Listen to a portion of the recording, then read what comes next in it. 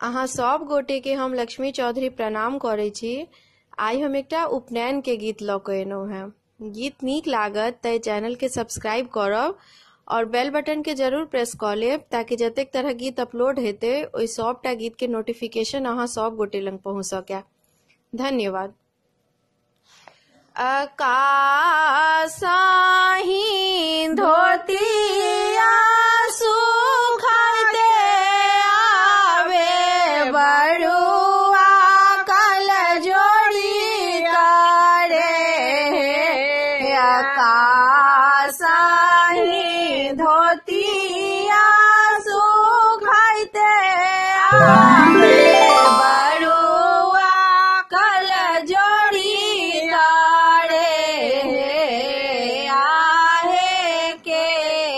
छठी मड़वा के मालिक गड़ा में जानऊ देथिन काना दोनों सोना देथिन हे।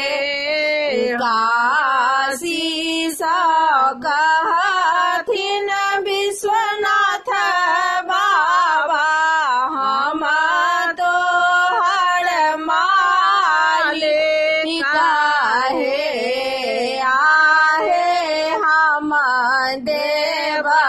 गड़ा में जानऊ आके काना दोनों सोना देवा हे। आकाशा हे धोतिया सुखाते आवे बड़ुआ हंसते आवे हे।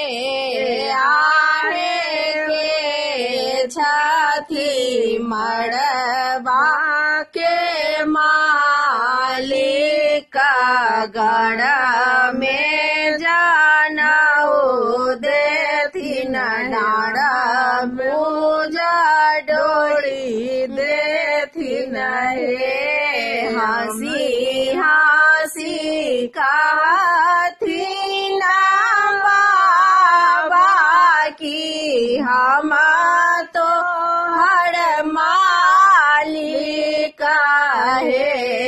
आहे हम देव डाड़ा मुजा डोरी की गड़ा में जानऊ देव है। आकाशाही धोतिया सुखाते आवे बड़ुआ कल जोड़ी करे। आहे के छठी मड़वा के मालिक गड़ा में जानऊ देथिन पैर में खराम देथिन हे। हंसी हंसी कहथिन चाचा से हम दोहर मालिक हे।